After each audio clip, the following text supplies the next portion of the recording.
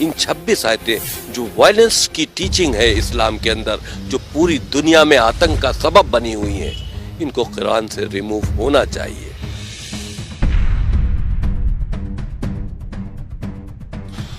कुरान के अंदर कुछ आयतें ऐसी हैं जो आतंक को बढ़ावा देती हैं। वायलेंस जुड़ा नहीं, ये वायलेंस टीचिंग है।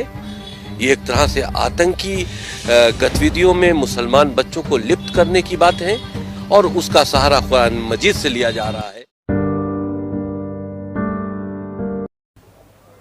आदाब नाज़रीन, सीधी बात में आपका खैर मकदम है। आज के इस वीडियो का सिर्फ और सिर्फ एक ही मकसद है कि हम इत्तेहाद पे बात करें, अमन और भाईचारे पे बात करें। जी हाँ, मेरी एक दरख्वास्त है कि आप इस वीडियो को मुकम्मल देखें और ज़्यादा से ज़्यादा शेयर करें। पहले इस एक रिपोर्ट पे नज़र डालते हैं। करने की अर्जी लगाई है सुप्रीम कोर्ट में। तो हाँ, देखिए, प्रॉफिट मोहम्मद के बाद पहले खलीफा अबू बकर, दूसरे खलीफा उमर और तीसरे खलीफा उस्मान द्वारा कुरान को कलेक्ट करके और उसको जारी किया गया एक किताबी शक्ल में। कुरान के अंदर कुछ आयतें ऐसी हैं जो आतंक को बढ़ावा देती हैं, वायलेंस टीचिंग हम कहें उसको एक तरह से, वो कुरान के अंदर इस तरह की बातें हैं और बहुत अच्छी बातें भी हैं जो इंसानियत के लिए हैं। तो अल्लाह के मैसेज दो तरह के नहीं हो सकते।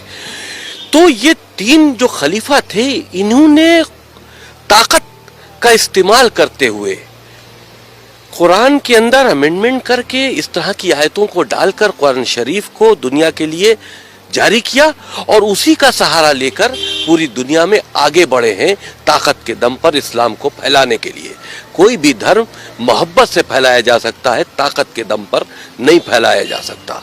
और इस वजह से आज इस्लाम को फैलाने के लिए जो कुरान के अंदर अमेंडमेंट किए गए थे, जो इस तरह के मैसेजेस डाले गए थे, जो वायलेंस को बढ़ा रहे थे, जो जुल्म और ज़्यादती कर रहे थे, आज उसका फ़ायदा आतंकवादी उठा रहे हैं। मदरसों के ज़रिए आम मुसलमानों के बच्चे उसको पढ़ रहे हैं और उनका जहन जो है वो कट्टरपंथ की तरफ बढ़ रहा है। तो ये बहुत नुकसानदेह, बहुत सी ऐसी बातें हैं जो हमने अपनी पहल में लिखी है, लेकिन क्योंकि अभी हमने PIL दाखिल की है, कोर्ट में पेंडिंग है, वो बातें हम खुलकर नहीं बता सकते। लेकिन हमें उम्मीद है कि ये चीज़ें कोर्ट को इसमें इंटरफेरेंस करना चाहिए। हमारी देश की सुरक्षा से जुड़ा मामला है। इन 26 आयतें जो वायलेंस की टीचिंग है इस्लाम के अंदर, जो पूरी दुनिया में आतंक का सबब बनी हुई हैं, इनको कुरान से रिमूव होना चाहिए। ये मामला फेथ से जुड़ा नहीं है। फेथ से जुड़ा हुआ होता है इंसानियत का मामला। किसी का कत्ल कर देना फेथ से जुड़ा मामला है। आप अगर इसको फेथ से जोड़ लेते हैं तो हमको इजाजत दीजिए कि हम काफिरों का कत्ल कर दें। तो ये फेथ से जुड़ा नहीं है, ये वायलेंस टीचिंग है। ये एक तरह से आतंकी गतिविधियों में मुसलमान बच्चों को लिप्त करने की बात है और उसका सहारा कुरान मजीद से लिया जा रहा है। बहुत सी अच्छी बातें हैं कुरान मजीद में। हम तो कहते हैं कुरान मजीद को हम बैन करने की बात नहीं करते। उसके अंदर जो वायरस खलीफाओं ने डाला है इस्लाम को आगे बढ़ाने के लिए ताकत के दम पर, उसको रिमूव करो, क्योंकि आज उसका गलत फायदा उठाया जा रहा है और मुसलमान बच्चों को आतंकवाद की तरफ लिया जाया जा रहा है। तो आपको लगता है कि जो किसी जमाने में इस्लाम की ताकत के बल पर इस्लाम को फैलाने की बात की जा रही थी, आज वो इस्लाम को कमजोर कर रहा है? जो बुनियादी शिक्षाएं हैं इस्लाम की इंसानियत के भले के लिए, जाहिर सी बात है, जिस वक्त ये कुरान के अंदर अमेंडमेंट करके इस तरह के अल्लाह के नाम से मैसेजेस डाले गए जो हमने चैलेंज किए हैं, उस वक्त तो उनका मकसद यही होगा कि हम इसको अपनी ताकत से जोड़े। अल्लाह के मैसेज के नाम पर जिहाद क्या है? ये उस वक्त जिहाद था कि इस्लाम को फैलाना था। आज वो जिहाद का गलत इस्तेमाल हो रहा है, आतंकवादी जिहाद का इस्तेमाल कर रहे हैं। तो उस वक्त तो इस्लाम का दायरा बढ़ाने के लिए ये काम किया गया था, लेकिन आज इस्लाम उसी से बदनाम हो रहा है।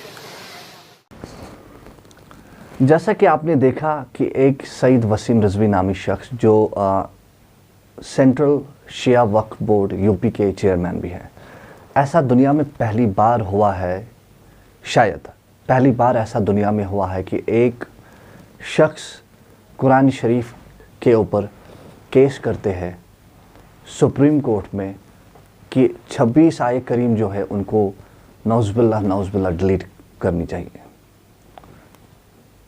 سوال یہ نہیں ہے، سوال یہ ہے کہ ایک ایسا پیراڈائم ابھی سیٹ کیا جا رہا ہے، ایک ایسا نیریٹو سیٹ کیا جا رہا ہے جہاں پہ فرقہ وارانہ طور پہ لوگوں کو بانٹا جا رہا ہے، مسلمانوں کو بانٹا جا رہا ہے. تو اس ویڈیو کا صرف اور صرف یہی مقصد ہے کہ ہم اتفاق رکھیں، ہم اتحاد رکھیں، ہم یونٹی رکھیں. کمیونل ہارمنی میں ہی ہماری مسرت ہے، ہماری فتح ہے. اور مجھے لگتا ہے کہ supreme court, the highest court of entire India, ان کو بھی یہ جاننا چاہیے کہ اگر آج ایک شخص نے قرآن پاک پہ PIL درج کیا ہے، کل جا کے کسی اور مذہبی کتاب پہ بھی کوئی بھی شخص PIL درج کر سکتا ہے. I can understand under the ambit of democracy it is permissible, اجازت ہے اس کی، بٹ آئی تھنک یہ سب چیزیں سپریم کورٹ کی طرف سے ہی ایک آرڈر آنا چاہیے کہ یہ سب چیزوں کو روکا جائے تاکہ جو ایک کمیونل ہارمنی ہے اس کو کوئی ٹھیس نہ پہنچے.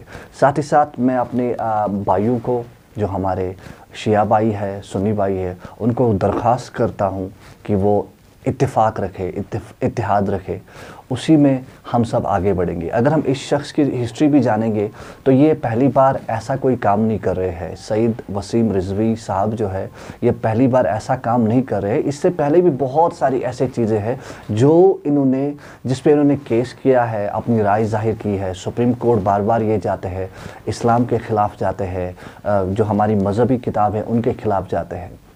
بٹ ہمیں ابھی اس کو ایک رانگ پیراڈائم نہیں بنانا ہے، ابھی ایک رانگ نیریٹو سیٹ نہیں کرنا ہے جس سے فسادات اٹھے، ہماری کمیونٹی میں فسادات اٹھے، ہمارے فرقہ وارانہ فساد اٹھے.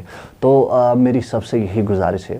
اور ساتھ ہی ساتھ اگر آپ چاہتے ہیں، چاہے وہ سنی بھائی ہو، چاہے وہ شیعہ بھائی ہو ہمارے، اگر وہ چاہتے ہیں کہ اس شخص کو آپ کو جواب دینا ہے تو ایک ڈیموکریٹکلی جو طریقہ ہے اس سے آپ جواب دے سکتے ہیں.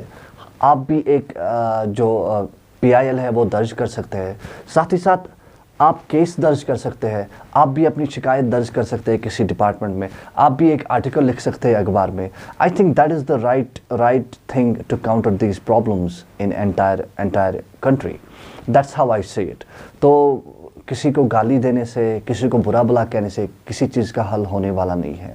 اینڈ میں پھر سے ایک بار آتا ہوں، communal harmony is must these days. تو یہ بہت ہی ضروری ہے ہم سب کے لیے بہت ہی ضروری ہے.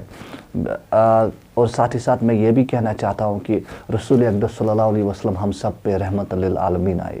تو I think this is how I should conclude this. تو ہم سب کو یہی یاد رکھنا ہے کہ ہم ان پیغمبر آخر زمان کے صلی اللہ علیہ وسلم کے امتی ہے جن کو رحمت للعالمین خطاب دیا گیا.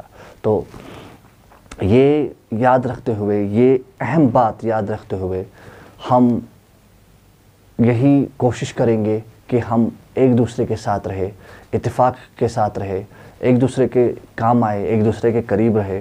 تو جس سے جو ہمارے جو ویسٹڈ انٹرسٹ لوگ ہیں، جو چاہتے ہیں کہ کمیونل ہارمنی کو ٹھیس پہنچے، جو چاہتے ہیں کہ فسادات اٹھے کہیں پہ بھی، چاہے کشمیر ہو، چاہے کشمیر سے باہر کوئی بھی علاقہ ہو پورے ہندوستان میں، وہاں پہ بھی کمیونل ہارمنی کو ٹھیس پہنچے. تو ان کے لیے شاید یہی ایک جواب ہوگا کہ جب ہم اتفاق رکھیں گے، جب ہم یونٹی رکھیں گے، جب ہم امن کے ساتھ آگے بڑھیں گے. بہت بہت شکریہ اس ویڈیو کو دیکھنے کے لیے. پلیز اس ویڈیو کو زیادہ سے زیادہ شیئر کریں. السلام علیکم.